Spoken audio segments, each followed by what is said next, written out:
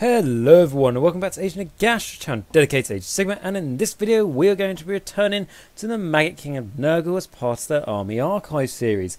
And in this particular video we are going to be looking at their Legion abilities and especially the Cycle of Corruption. So this is one of the main Legion abilities for Nurgle. Of course you do also have things like their Scenery Police, you also have ways to summon on demons, but in this video we're going to specialise on the Cycle of Corruption, as it is quite an interesting, fascinating and somewhat a random effect they have. And the Nurgle armies are a revolting sight, a relentless horde of diseased warriors that pervert the natural order by spreading corruption and decay. So that is why they have their own Cycle of Corruption. Now we're going to read through the rules for the Cycle of Corruption. So it says, Nurgle's power and blessings follow a never-ending cycle of futility and decay. So that's very much the true thing about Nurgle. It's all very much about life, and that's quite nice how the law is being represented in the rules here, as that doesn't always come through so well with some of the units and models. Sometimes it says something amazing, and then the rules are a bit crap, or you just don't really capture the law of the army and the army's rules. However, with Nurgle, they sort of hit a bit on the nail here.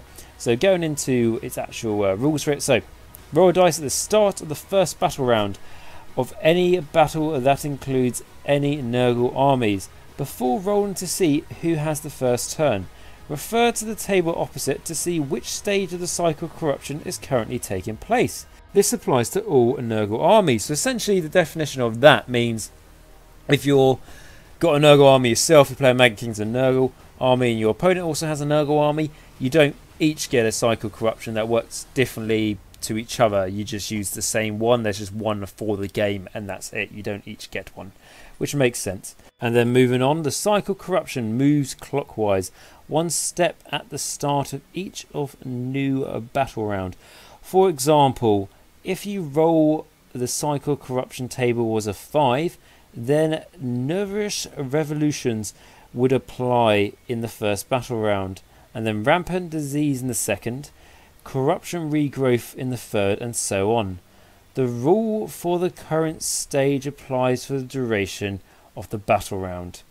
Okay, so it says you roll your d6, and there are actually 7 stages you can get, so you might be wondering like, oh, well, then that means you can't roll one of them, and yes you can't, because the one you would roll for wouldn't benefit you in any way, shape or form for that turn, as it is healing D3 wounds at the start of the game, which, unless it's a really odd example you can show why that would be useful, that just doesn't make any sense.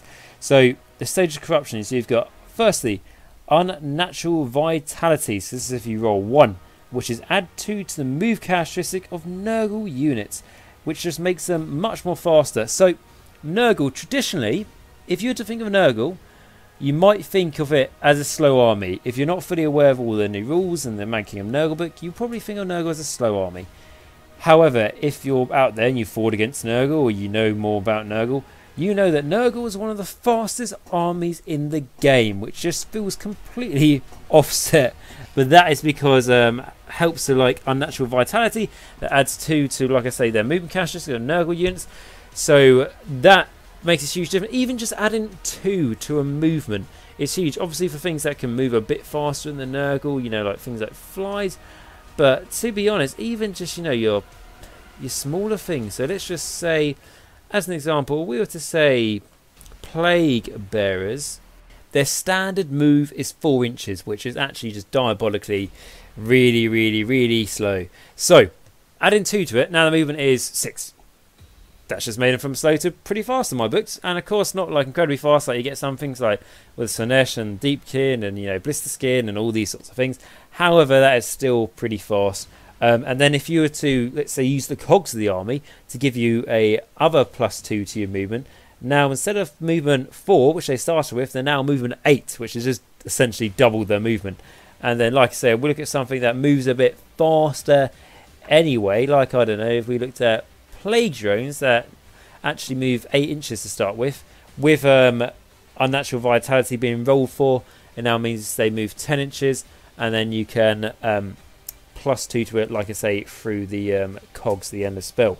from a line sorcery. So you can do that. And of course you need to roll 1 on the Cycle Corruption wheel to be able to get that result. You can't just pick it.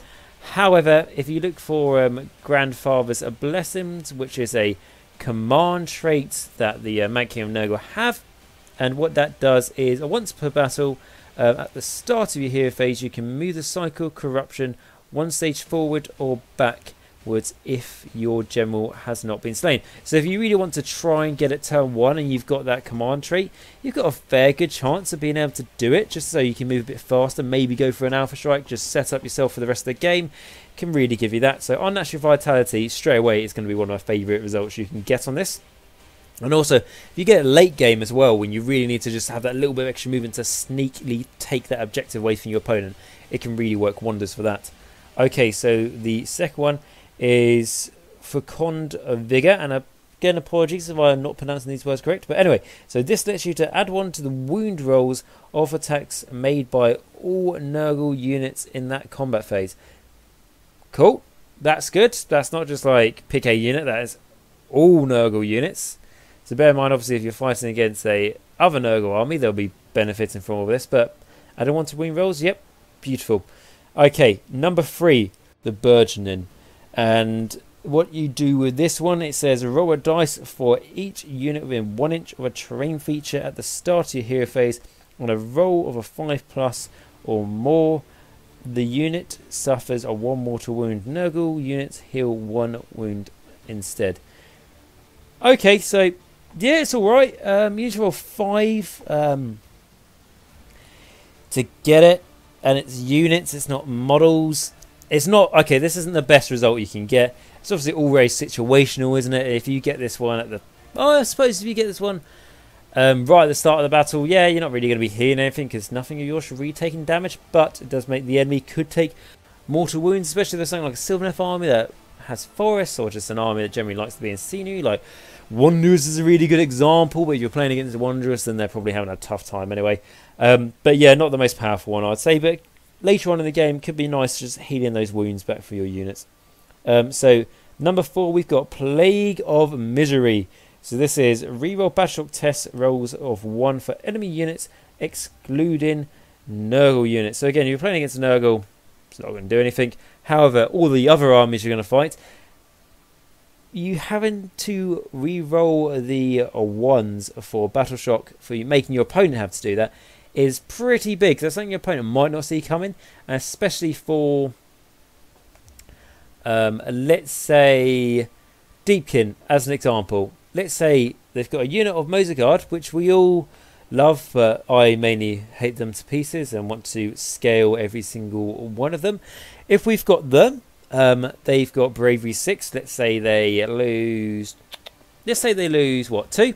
So then that means that they need to roll a 4 or less for everything to be okay in order for them to pass the Battleshock test. Now, let's say they roll a 1. That's a good result. That means none of them run away. However, with this, they have to re-roll that 1. Now they re-roll that 1, and they get a 5 or 6. Now, the Mozarguard, their standard bearer, has a very special ability that allows you to re-roll Battleshock tests. However, so let's say, like I say, they lost 2, they roll for Battleshock, they roll 1.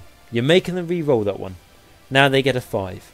And then there you go, oh, my standard bearer, I'm going to re-roll that. You can't re-roll, and you've made them already re-roll their original Battleshock dice test. So that hill is running away and can die for all the measures of the crimes they committed. I don't know, let's give it a nice sentence. Let's let it live in the Garden of Nurgle and see how well it survives with its little pretty fins. Okay, so yeah, I think that's quite cool. And then the next one is Neveress Revolution. That's definitely not how you pronounce that, but I'm dyslexic, so I'm just going to say I get away with it.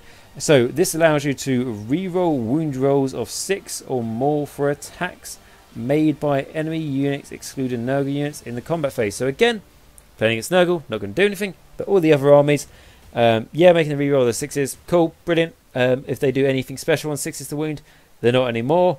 As an example of this, if we look at Sanesh, we look at their Keepers of Secrets. Whenever they roll a 6 to wound, that attack does mortal wounds instead of making the enemy have to make a save roll and etc. It just does mortal wounds equal to the damage. Now, against this, the Keeper of Secrets is no longer getting those 6s. Again, unless the guy re-rolls the 6s and gets a 6. And that just makes him a very lucky bugger indeed. It's a pretty fun way to nerf your enemy. And then number 6, we've got a Rampant Disease. So at the start of your hero phase, pick D3 different enemy units, excluding Nurgle units, within 12 inches of each other. Each unit suffers D3 mortal wounds. So, again, against Nurgle, it's not going to do anything. Against the other armies, now, that's pretty good, especially at the start of the game. If you can chip away at those 5 wound heroes the enemy have that are very important to them, you know, like Hag Queens, Blood Secretors, these sorts of things, Necromancers.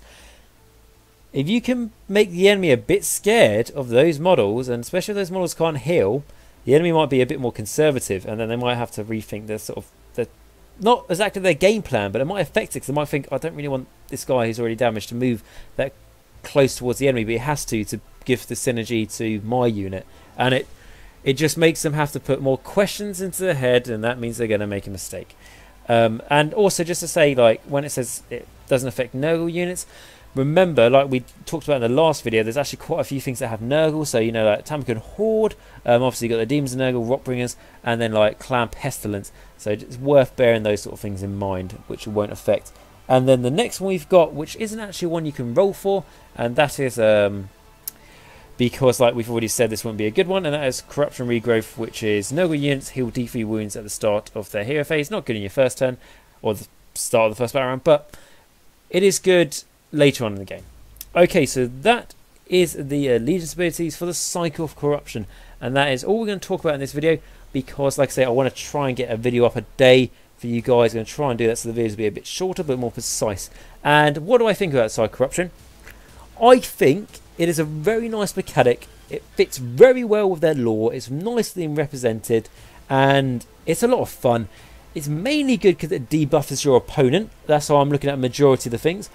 My most favourite one on here is the +2 to movement. And of course you can't get that all the time, but taking Grandfather Blessings, to be honest, in Nurgle's army, I would probably take Grandfather Blessings just to make the most out of this. If I'm honest, that's the way I'd go for it, especially if I was to go to play test some games with it, see how well it works. I know quite a few other people, I believe, take Grandfather Blessings as well.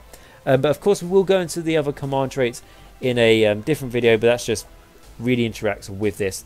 And which is cool with this, if you ever bought, I think it was the Blight War, that box set that came out with the Nurgle guy and the snail, and with that you actually got a Wheel Corruption, which I have got as well, so it's a nice way to keep track of it, but you can always make your own. I'm sure other people sell them.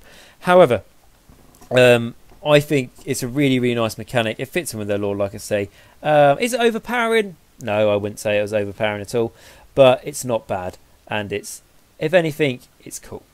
Okay guys, so I hope you've enjoyed this video. Please let me know down below your thoughts on the Cycle of Corruption, as it's great to hear from people who've actually played and used it, as not just for me to learn, but it's for everyone else to benefit from your thoughts on it. So if you let me know down in the comments, that'd be fantastic.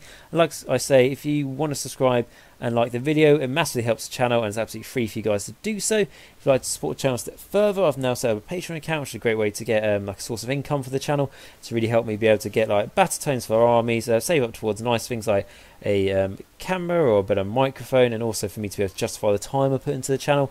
I really, really massively appreciate all of that. And on that note, I'd like to thank my 4 vampires on Patreon, which are tier 2, and these people donate at least $5 a month to me, and they are Max, Carl, Simon and Master. So again guys, thank you very much for continued support as always, and yeah, it'd be really cool to start seeing that stuff going to good use there. So guys, like I say, if you can't support me on Patreon, that's absolutely fine. I'm just really happy that you came and checked out this video today. Also to say that if you want to send me any pictures of your Nurgle army to go onto YouTube so I can put them onto videos, go ahead. I left my email in a community post to put up on the YouTube channel yesterday, I believe. Now on that email address I put basically I was saying like who wants to have their pictures on the channel, all that sort of thing. This is my email address, and then an exclamation mark at the end to say like basically saying if you know excited about getting pictures on the channel. Now my email address does not include an exclamation mark, which I'm not too sure if anyone's made that mistake. However, as always guys, I thank you very much for watching this video. And remember, until next time, Nagash is all, and all is one in Nagash.